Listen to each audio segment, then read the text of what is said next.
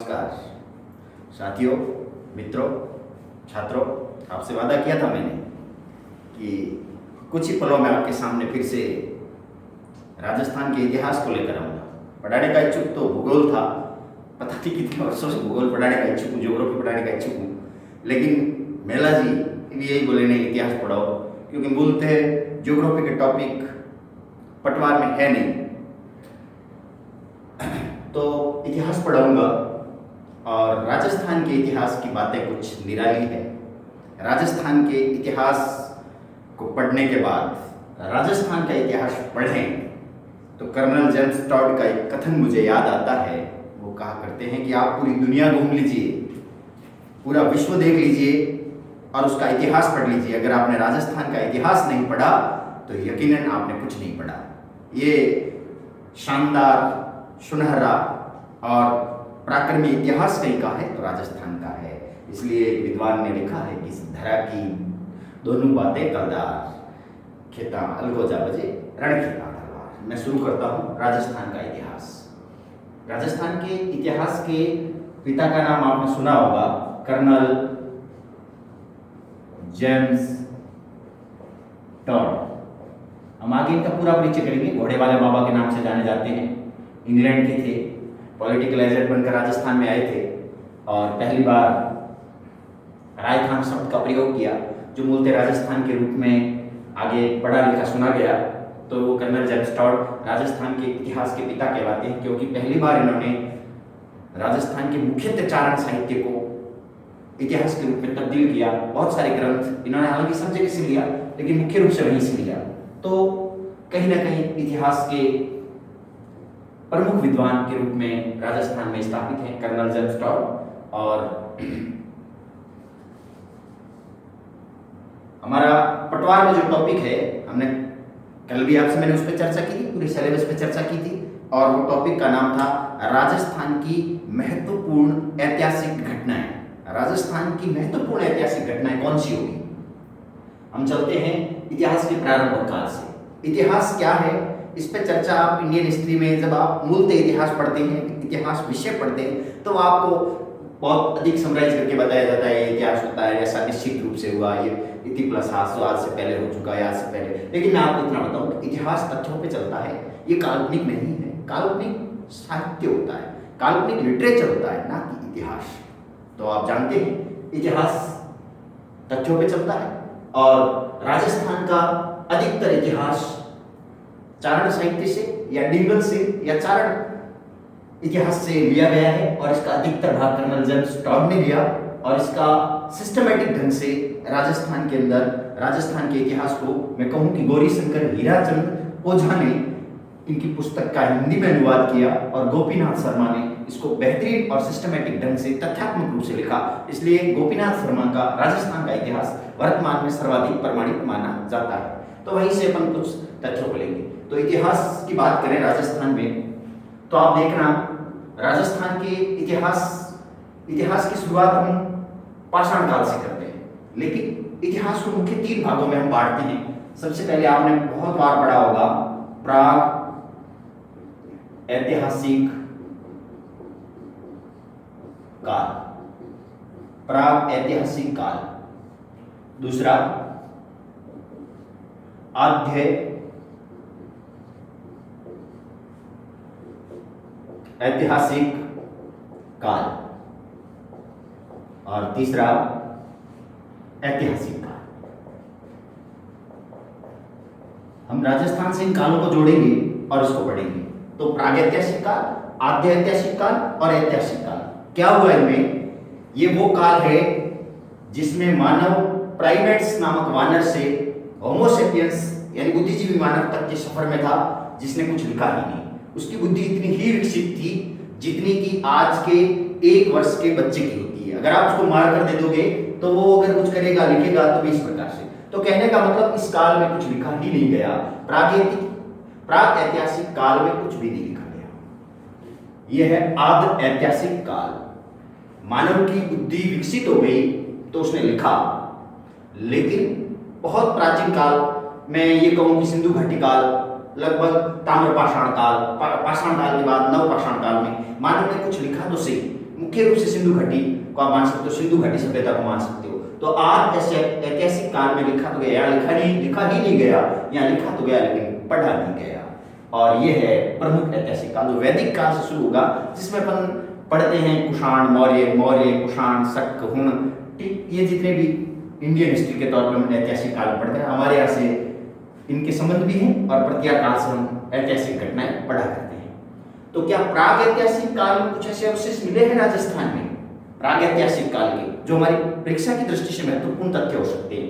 तो मैं आपको बता दूं कि राजस्थान के पुरातात्विक विभाग का जन्मदाता, वैसे भारत के स्तर की मैं बात करूं तो भारत के पुरातात्विक विभाग के जन्मदाता माने जाते हैं कनिंगम मोहिते, और राजस्थान में माने जाते हैं पुरातात्विक विभाग के प्रथम जन्मदाता, और उन्हें हम जानते हैं ACL कार्लाइल के नाम से। ACL कार्लाइल ने प्रारंभ में लगभग 1872 के आसपास राजस्थान में उत्खनन किया। नगर टोंक, आपने जगह देखी होगी, ठीक है, मैं आपसे परफेक्ट मैप तो नहीं बन रहा, वो आप जानते हैं, लेकिन एक जगह है नगर, कहां पर है? टोंक में, और एक जगह है नगरी, चित्तौड़ में। चित्तौड़ का एक क्षेत्र है नगरी और नगर, ये दो क्षेत्र हैं जहां से प्रारंभिक काल में उत्खनन हुआ है, और यहां से काफी सारी पाषाण युगीन या बाद की जानकारियां प्राप्त हुई है। तो ये ACL कार्लाइल थे जो राजस्थान के पुरातात्विक विभाग के प्रथम अध्यक्ष बने थे। ओके, तो नगर और नगरी के पास ही घोशुंडी है, घोशुंडी का शिलालेख बाद में, हालांकि इस नगरी पे विस्तार से, और मैं ये कहूं कि तथ्यात्मक रूप से या फिर इसका संपूर्ण अध्ययन करने का काम तो DR भंडारकर ने किया, लेकिन प्रारंभ में ये क्षेत्र खोजे गए ACL कार्लाइल द्वारा। लेकिन प्राग ऐतिहासिक काल को हम पाषाण काल के अंतर्गत रखते हैं, ठीक, जिसमें मानव ने मुख्य रूप से इस काल में एक ही वस्तु का प्रयोग किया है, और वो है पत्थर। इसलिए प्राग ऐतिहासिक काल के अंतर्गत हम पढ़ते हैं पाषाण काल। तो क्या राजस्थान के अंदर इस काल में, पाषाण काल में, कुछ ऐसे घटनाक्रम हुए हैं? क्या कोई ऐसी घटना है जो हमारे इतिहास की दृष्टि से महत्वपूर्ण है? पढ़ते हम, देखते हैं क्या होता है। पाषाण काल,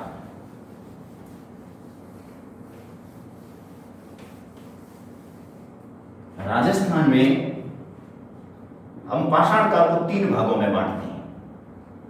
प्रथम पूरा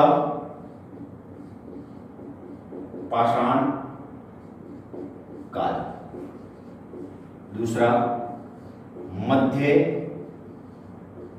पाषाण काल, और तीसरा उत्तर पाषाण काल। देख रहे हैं आप, पूरा पाषाण काल, हालांकि तिथि महत्वपूर्ण नहीं है, लेकिन ये कहूं कि 1.5 लाख से 50,000 ईसा पूर्व।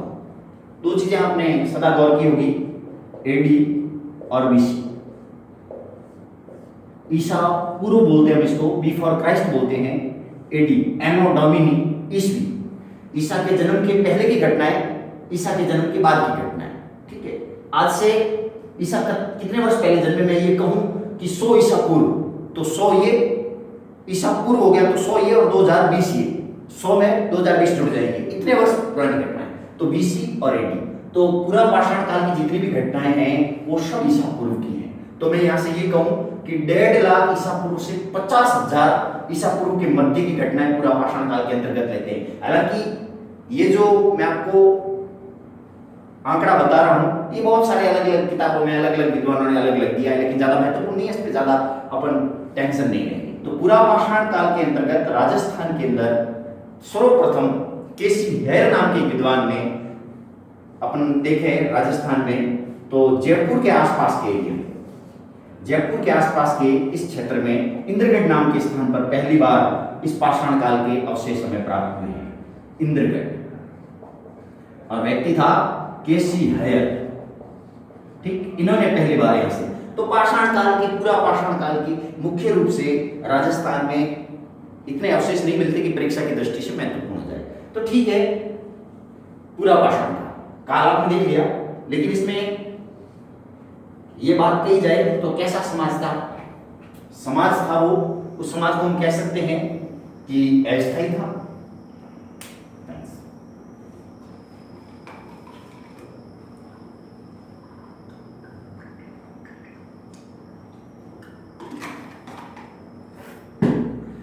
बिखरा हुआ समाज था, पत्थरों का प्रयोग करता था, एकांत में अकेला रहता था, तो मानव असंगठित था, मानव संगठित नहीं था। इस काल में मानव अकेला घूमता था, मानव की बुद्धि बिल्कुल विकसित नहीं थी, एक जानवर की बात थी, एक मानव भी एक पशु ही था।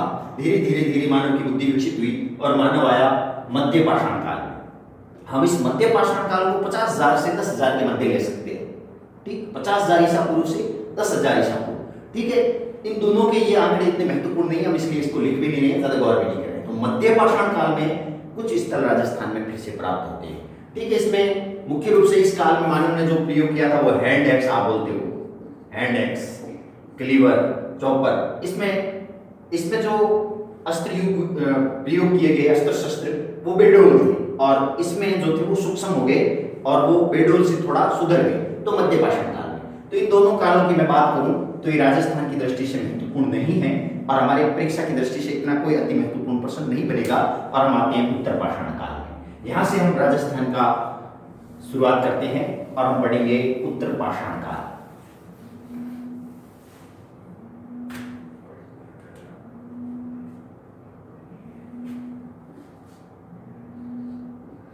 उत्तर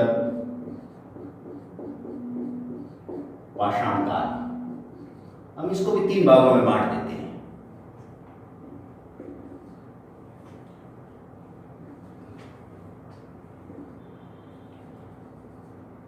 प्राचीन या प्रारंभिक उत्तर पाषाण काल, मध्य उत्तर पाषाण काल और नव उत्तर पाषाण काल। तो लगभग 10,000 ईसा पूर्व के आसपास का ये क्षेत्र रहा है, 10,000 के आसपास का, 10,000 ईसा पूर्व के मध्य।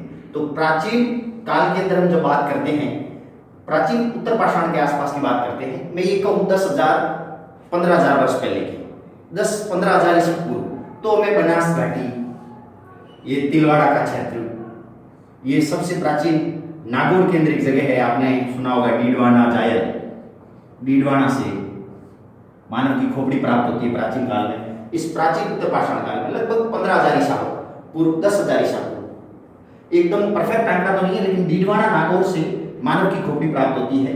बनास घाटी के अंदर अवशेष प्राप्त होते हैं, कुछ ऐसे पत्थर जिसको आप हैंडेक्स कहते हो, क्लीवर कहते हो, चॉपर कहते हो, ऐसे पत्थरों के अवशेष इस स्थानों से मिले हैं, डीडवाना नागौर से और बनास घाटी से, ठीक है।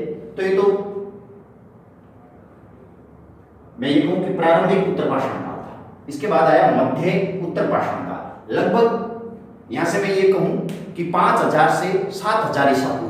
तो मध्य पाषाण काल में मानव ने एक महत्वपूर्ण काम किया, और वो काम था पशुपालन। मानव की बुद्धि विकसित हुई और मानव ने क्या सीखा? पशुपालन करना सीखा। और जो मानव ने, देखिए साहब, स्वाभाविक सी बात है कि मानव क्या था? एक पशु था, उसको नहीं पता कोई पशु किसी दूसरे पशु का पालन करता है, नहीं करता। इतनी बुद्धिमान बंदर ऐसा नहीं कर पाता, क्योंकि उसकी बुद्धि, उसके सर का आकार, उसके सोचने की क्षमता, मैं ये कहूं कि जो महत्वपूर्ण पहलू थे, 3 कारण जिससे मानव की बुद्धि बहुत तेज विकसित हुई, अपन उस पर चर्चा करेंगे। तो लेकिन इस मध्य पाषाण काल के आसपास मैं ये कहूं कि राजस्थान में 5,000 ईसा पूर्व का एक स्थल प्राप्त होता है, जहां पर संसार के सर्वाधिक प्राचीन पशुपालन के अवशेष प्राप्त होते हैं। और स्थल का नाम है, वो इसी स्थल का जगह है भीलवाड़ा के अंदर, और स्थल का नाम है बागोर। भीलवाड़ा के स्थल बागोर। अब मैं इसकी थोड़ा सा अपन इस बागोर पर चर्चा करेंगे। बागोर एक महत्वपूर्ण स्थल हो गया, क्योंकि मैं ये कहूं कि भारत का सबसे प्राचीनतम पशुपालन का अवशेष बागोर से प्राप्त हुआ। कहां से प्राप्त हुआ? बागोर से। तो अपन चर्चा करते हैं बागोर पे। देखिए क्या है बागोर, किसने खोजा, क्या खोजा, कैसा स्थल है? मध्य उत्तर पाषाण काल का स्थल है, लगभग 5,000 और 10,000 मध्य का स्थल है बागोर। कहां पर है? भीलवाड़ा में। किसने खोजा? वीरेंद्रनाथ मिश्र, या मैं ये कहूं वी.एन. मिश्र और एल.एस. लेस्निक। एल.एस. लेस्निक और वी.एन. मिश्र ने कब खोजा? 1968 को। ये ज्यादा महत्वपूर्ण तिथियां नहीं है, लेकिन और सबसे महत्वपूर्ण तथ्य यहाँ का क्या है? प्राचीनतम। प्राचीनतम का मतलब होता है कि सबसे प्राचीन भी हो सकता है, इसके आसपास के, इससे पहले के भी कोई अवशेष हो, लेकिन ये भी काफी प्राचीन। तो प्राचीनतम पशुपालन के अवशेष। किसके अवशेष? पशुपालन के अवशेष। पशुपालन के अवशेष कहां से प्राप्त हुए? बागोर से। बागोर से हालांकि बाद में ताम्र कुछ वस्तुएं प्राप्त हुई है, लोहयुगीन के वस्तुएं, लोहयुगीन काल की वस्तुएं प्राप्त हुई, लेकिन अपने प्रेक्षा की दृष्टि से ये ही महत्वपूर्ण है। और कौन सी? कोई भी सभ्यता लगभग नदी के किनारे थी, तो यहाँ पर भी एक नदी थी और उस नदी का नाम था कोठारी। तो कहने का मतलब कोठारी नदी के किनारे 1968 में वी.एन. मिश्र और एल.एस. लेस्निक ने भीलवाड़ा में एक सभ्यता स्थल खोजा, जो हम ये कह सकते हैं मध्य उत्तर पाषाण काल का स्थल है। प्राचीनतम पशुपालन के अवशेष प्राप्त होते हैं। और इसी काल में एक और स्थल मिला जहां पर भी पशुपालन के यानी ऊंट के अवशेष प्राप्त होते हैं, हमारे बाड़मेर जिले के तिलवाड़ा में। ये था बाड़मेर। कौन सा जिला है साहब? बाड़मेर। और इसमें किस स्थान पर अवशेष प्राप्त हुए इस काल के? तिलवाड़ा में ऊंट के अवशेष प्राप्त हुए। ये भी 1970 में खोजा गया। इसे भी लूनी नदी के किनारे कह सकते हैं। उस काल में हालांकि वो नदी नहीं थी, लेकिन 1970 में तिलवाड़ा इसी काल का स्थल है। और तिलवाड़ा की भी खोज वी.एन. मिश्र, वीरेंद्रनाथ मिश्र ने की थी। ठीक है, इससे ज्यादा डीप जाने की कोई आवश्यकता नहीं है, बहुत ज्यादा। तो कहने का मतलब उस काल में मानव ने पशुपालन के अवशेष या पशु को पालना प्रारंभ किया, और मानव द्वारा पहला पाला गया पशु था कुत्ता। मानव ने पहली बार किसी पशु को पाला तो वो कुत्ता था। ठीक साहब, आइए हम आते हैं नव उत्तर पाषाण काल में। मानव ने यहाँ पर क्रांति दी। यहाँ तक मानव अकेला रहता था, लेकिन जब मानव ने पशुपालन शुरू किया तो मानव एकत्रित रहने लग गया, मतलब संगठित हो गया, अस्त्र शस्त्र वो सूक्ष्म हो गए। लेकिन नव पाषाण काल तक आते आते मानव की बुद्धि विकसित हो गई। मानव ने एक बहुत बड़ी क्रांति की, और उस क्रांति को हम कहते हैं एग्रीकल्चर, कृषि। तो नव पाषाण काल के अंतर्गत मानव ने एक नई क्रांति शुरू की, और नव पाषाण काल में मानव ने किसकी शुरुआत की साहब? कृषि की शुरुआत की, एग्रीकल्चर की। किसमें? नव उत्तर पाषाण काल। और इस कृषि का प्राचीनतम अवशेष पाकिस्तान के मेहरगढ़ से मिलता है। हमारे अच्छा मित्र देश है पाकिस्तान, और वहां से हमें क्या प्राचीनतम कृषि के प्रमाण मिलते हैं। जो चावल के दानों, गेहूं जो और चावल के दाने वहां से प्राप्त होते हैं, मेहरगढ़ कृषि का प्राचीनतम।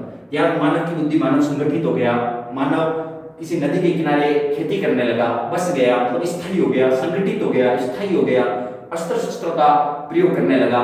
और वो अस्त्र शस्त्र आगे पाषाण काल, लेकिन इस काल में मैं आपको कह रहा हूं कि मानव लिखना नहीं जानता था, इतनी बुद्धि विकसित नहीं हुई कि मानव ने कुछ लिखा हो। लेकिन इस पाषाण काल में पिछले पटवार में आपका एक प्रश्न पूछा गया कि हाड़ौती क्षेत्र में शैल चित्र, शैल किसको बोलते हैं? पत्थरों।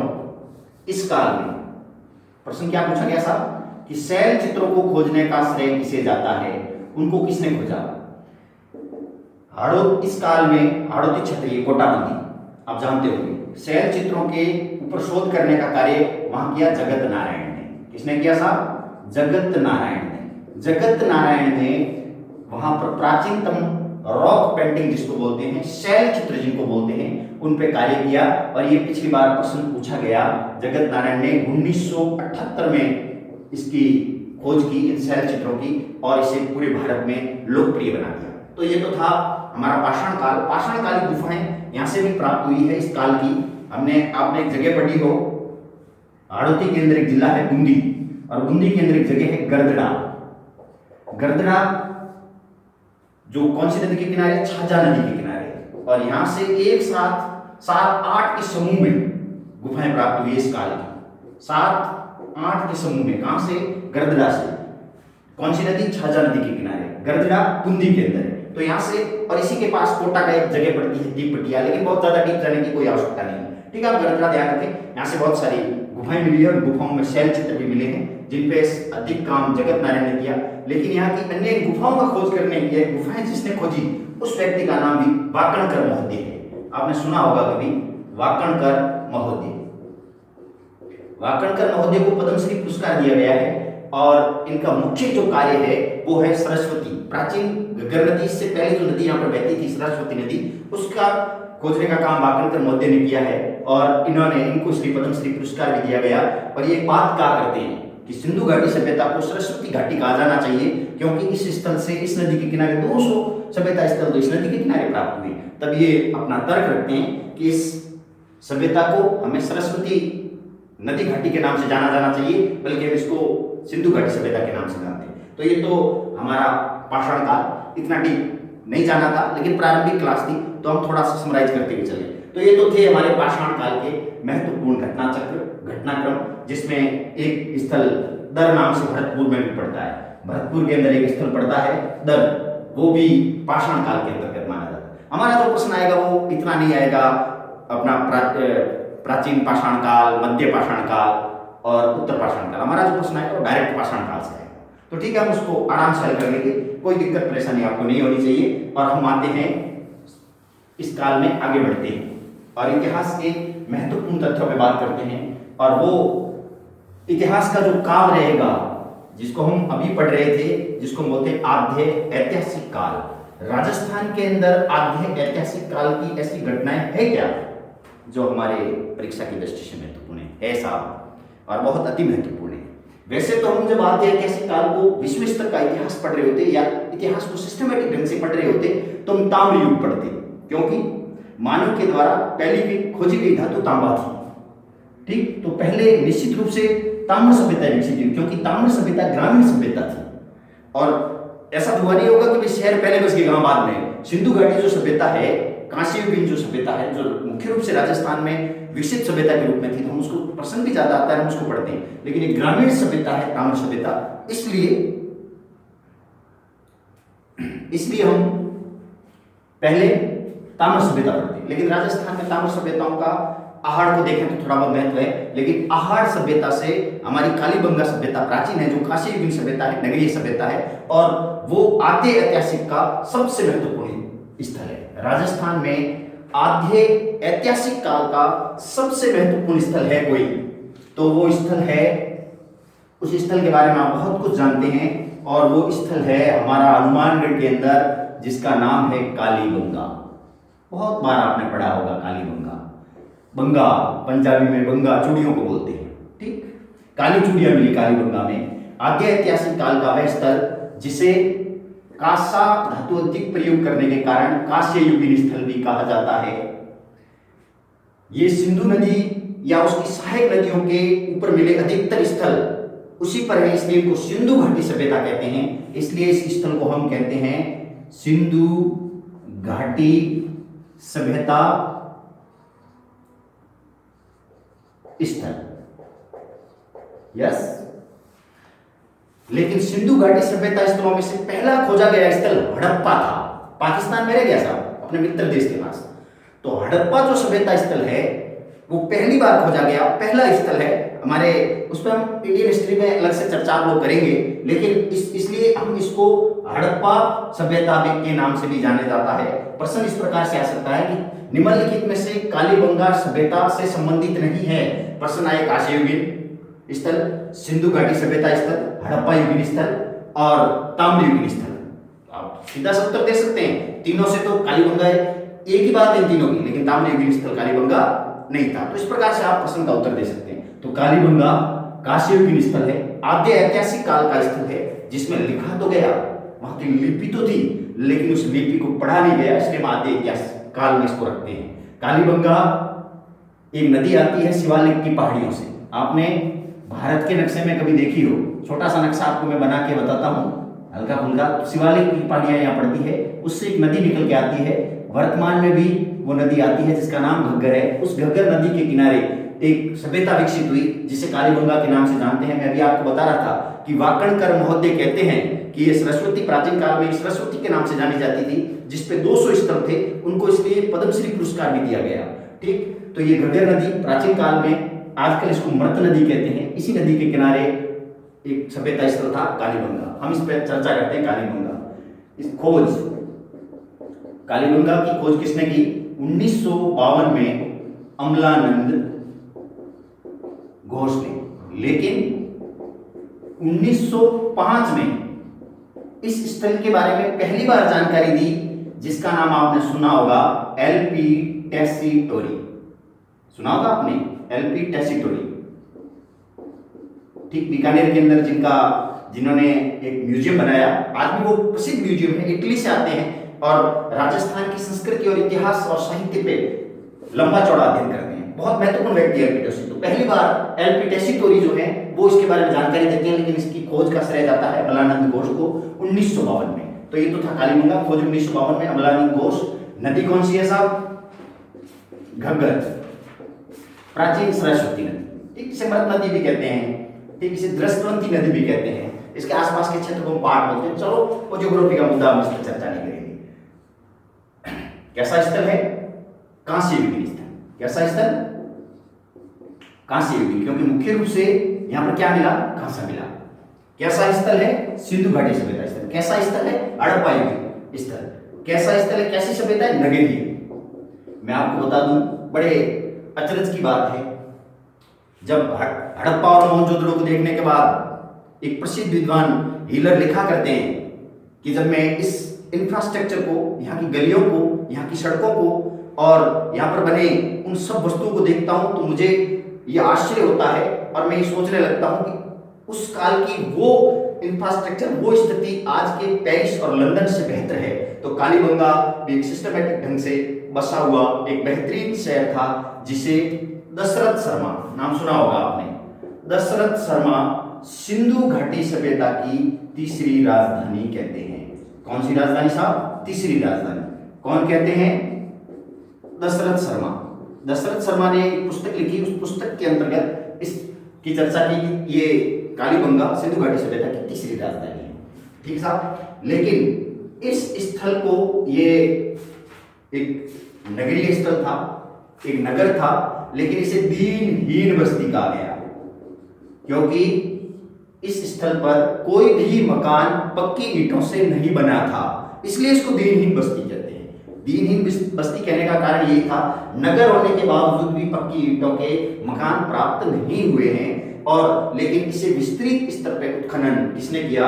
इसका विस्तृत स्तर पर उत्खनन करने वाले व्यक्ति थे, जिसका नाम है बीबी लाल। क्या है साहब? बीबी लाल और बीके थापर। कई लोग फुल फॉर्म भी पूछते हैं, लेकिन आप इतना याद रखेंगे ना, बहुत है, ज्यादा अपने को माथापच्ची करने की आवश्यकता नहीं है, अपना प्रश्न सही हो जाएगा, निश्चित रूप से हो जाएगा।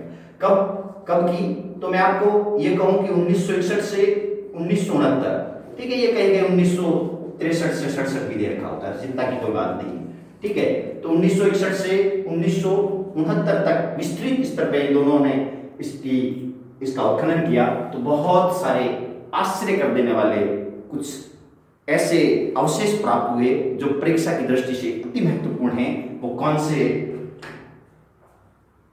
स्थल हैं, वो कौन से कारण हैं जो कालीबंगा राजस्थान का सबसे महत्वपूर्ण स्थल माना जाता है।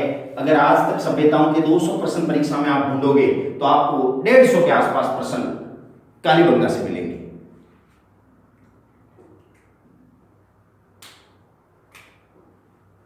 कितने परसेंट? 150%। तो आप आइडिया लगाइए क्या, तो क्या मिला यहाँ की क्या विशेषताएं कहते हैं? काली चूड़िया में, इसलिए इसका नाम कालीबंगा रख दिया गया। जिले कौन से में आया? हनुमानगढ़ में। तो सबसे महत्वपूर्ण यहाँ की विशेषता है कि जूते हुए खेत के अवशेष प्राप्त हुए। जूते हुए खेत के अवशेष। और कैसे, किस प्रकार से जुता होता? दुहरा जुता हुआ खेत। दुहरा मतलब दो फसलों का एक साथ, दुहरा जुता हुआ खेत, ठीक। ये राजस्थान का एक महत्वपूर्ण अवशेष है, बहुत बार प्रश्न पूछा गया इसका। फर्स्ट जो यहां पर दूसरी महत्वपूर्ण घटना अग्निवेदिकाएं। क्या मिला है? अग्निवेदिकाएं। मैं आपको बता दूं, कि अलग अलग तथ्य आए अग्निवेदिकाओं पे। किसने कहा ये तंदूर था, किसने कहा ये यज्ञ वेदिकाएं हैं, लेकिन हम इनको अग्निवेदिकाएं कहते हैं, जो यहाँ से खूब मात्रा में प्राप्त हुई और यहाँ से भी हमारा परीक्षा में प्रश्न आता है। अग्निवेदिकाओं के अतिरिक्त अगर मैं बात करूं तो यहाँ से कब्रगाह भी मिला, चित्रात्मक ईंटों के फर्श मिले। चित्रात्मक ईंटों के फर्श यहां से खूब बार प्रश्न पूछा गया। ये कैसा था? 2 स्तरीय शहर था, एक तरफ सामान्य लोग और दूसरी तरफ पुरोहित और राजा वर्ग रहते थे। तो एक दुर्ग था, गढ़ी क्षेत्र, और दूसरा निचला क्षेत्र, एक ऊपरी क्षेत्र जिसमें सामान्य लोग रहते थे, एक महत्वपूर्ण क्षेत्र जो ऊंचाई पर था जिसको आप गढ़ी क्षेत्र बोलते हो, दुर्ग बोलते हो। तो ये दूसरा द्विस्तरीय क्षेत्र था। कैसे? यहाँ पर द्विस्तरीय इस प्रकार से, एक हड़प्पा कालीन और एक पूर्व हड़प्पा कालीन, दोनों प्रकार की वस्तु यहाँ से प्राप्त हुई। दोनों स्तरीय के हैं, पूर्व हड़प्पा कालीन और हड़प्पा कालीन। तो ये दोनों यहाँ से प्राप्त हुई, इसलिए इसको द्विस्तरीय स्थल भी बोलते हैं। कैसा बोलते हैं? द्विस्तरीय स्थल। ठीक, बड़ी आश्चर्य की बात है, कुछ लकड़ियां मिली यहाँ पर और वो नालों के आसपास मिली, तो उन खपच्चियों के कारण कह दिया गया कि यहाँ पर लकड़ी की नालियां हुआ करती थी। लकड़ी की नालियों के अवशेष। लिपि थी सर्पिला का, लिखी जो मिली मुहरें, यहां से मेसोपोटामिया की मुहरें प्राप्त होती है। इससे हम आइडिया लगाते हैं कि मेसोपोटामिया जो दजला फ्रात नदी के किनारे, अगर आप दुनिया में बात करें तो मध्य एशिया के अंतर्गत नदी है दजला फ्रात। इराक और ईरान का जो क्षेत्र है वहां एक महत्वपूर्ण सभ्यता थी मेसोपोटामिया, उसका सिंधु घाटी सभ्यता से संबंध था, तो हमारे कालीबंगा से लिया। तो यहाँ पर खूब सारी, और ये प्रश्न भी आया है कि सिंधु घाटी सभ्यता की सर्वाधिक जानकारी किससे प्राप्त होती है? तो साहब मैं आपको बता दूं, मोहरों से होती है। ठीक, यहाँ पर लगभग सभी प्रकार के पशु हमें प्राप्त हुए हैं, सभी प्रकार के पशु यहाँ पर मिले हैं अपने को। और यहाँ पर पत्थर के बाट मिले हैं। कैसे बाट मिले? पत्थर के बाट। क्या मिला? पत्थर के बाट। सीलबट्टा सुना होगा आपने नाम, सीलबट्टा यहां से प्राप्त हुआ। तांबे के कई सारे औजार यहां से प्राप्त हुए, तांबे के औजार अधिकतर प्राप्त हुए, लेकिन कांसे का दर्पण मिला। किसका दर्पण मिला? कांसे का दर्पण। ठीक, शल्य चिकित्सा जानते हो, ऑपरेशन, यहां से शल्य चिकित्सा, एक खोपड़ी मिली। खोपड़ी जानते हो, अपने भी है ना खोपड़ी, एक खोपड़ी के अंदर छेद मिले, तो अंदाजा ये लगाया पुरातत्वविदों ने कि भाई इसका ऑपरेशन हुआ है। तो कहते हैं कि कालीबंगा से हमें क्या प्राप्त हुआ? शल्य चिकित्सा के अवशेष। क्या प्राप्त हुआ? शल्य चिकित्सा के अवशेष प्राप्त हुए, मतलब ऑपरेशन के। ठीक है, और कालीबंगा से जो कब्रगाह 3 प्रकार से प्राप्त हुई, हम इस पर ज्यादा चर्चा नहीं करेंगे। 3 प्रकार की कब्र थी अलग अलग प्रकार से, जिसकी चर्चा पशुओं के तौर पे अगर मैं यहाँ देखूं तो लगभग सभी प्रकार के पशु अपने को कालीबंगा में देखने को मिल जाते हैं। ऊंट के अवशेष भी प्राप्त होते हैं। किसके अवशेष? ऊंट की हड्डियां मिली है, ऊंट के अवशेष। तो ये तो हमारा एक महत्वपूर्ण स्थल था, हड़प्पा युगीन स्थल था, सिंधु घाटी सभ्यता स्थल था, जिसको हम कांस्य युगीन स्थल भी कहते थे। ये एक शहर था लेकिन दिनहीन बस्ती थी, क्योंकि इसमें पक्की ईंटों के मकान नहीं मिले थे, लेकिन लकड़ी की नालियां थी। बहुत ही बेहतरीन और सिस्टमेटिक ढंग से एक बसा हुआ शहर था, और जिसकी अनेक विशेषताएं हमने देखी। और अब मैं आपसे कल इस कालीबंगा से आगे, देखिए ऑनलाइन के दौर में ऑफलाइन पढ़ाया है जीवन भर, बहुत कम ऑनलाइन पढ़ाया है, थोड़ा बहुत हेजिटेशन, एक सौभाग्य सी बात है, लेकिन नहीं है, फिर भी हो सकता है। तो मैं आपसे सभ्यताओं को लेकर आगे कुछ पहलू महत्वपूर्ण स्थलों पे और विस्तार से बात करने की कोशिश करूंगा, सटीक और सीधी सीधी बात करने की कोशिश करूंगा। मुझे एक अच्छे शायर का एक शेर याद आता है। इस कोरोना के काल में कितना पैंडेमिक हो गया है, कितना भयंकर रूप से दुनिया बंद पड़ी है, आज पूरा विश्व इससे जूझ रहा है, तब मुझे भी लगा कि जिन छात्रों के साथ मैं रोज आमना सामना करता था वो आज घरों में बैठे हैं, और तो मैं उनसे कैसे रूबरू हूँ। तो मेरे रूबरू होने का एक ही तरीका था और वो था ऑनलाइन, कैसे भी करके आपके सामने आना, आपको वास्तविकता से रूबरू करवाना और आपके बेमतलब के जो आप ऐप खरीद के पैसे खर्च कर रहे हैं उनको बचाना, और आप भी घर पे रहें, सुरक्षित रहें, मस्त रहें, आनंदित रहें। किसी प्रकार की कोई समस्या हो तो संपर्क करें, क्लासें लेते रहे, आपकी पूरी क्लासें करवा दूंगा यहीं पर। आगे धीरे धीरे हम इस समय को बढ़ा देंगे, लेकिन इस शेयर के साथ आज की इस क्लास को समाप्त करने से पहले कह देता हूं कि चलो कोई निशा ढूंढते हैं, दिल का बहता हुआ कारवां ढूंढते हैं। मुद्दत हो गई है मुस्कुराए हुए, मुद्दत हो गई है मुस्कुराए हुए, चलो खुशी का कोई जहां ढूंढते हैं, चलो खुशी का कोई जहां ढूंढते हैं। चलो इसी तरीके से आनंद मिलेगा, आपके साथ इंटरेक्शन रहेगा, आपके साथ कल फिर कुछ और लंबे समय के लिए फिर मिलूंगा आपके साथ। मैं प्रवीण चारण, जय हिंद, जय भारत।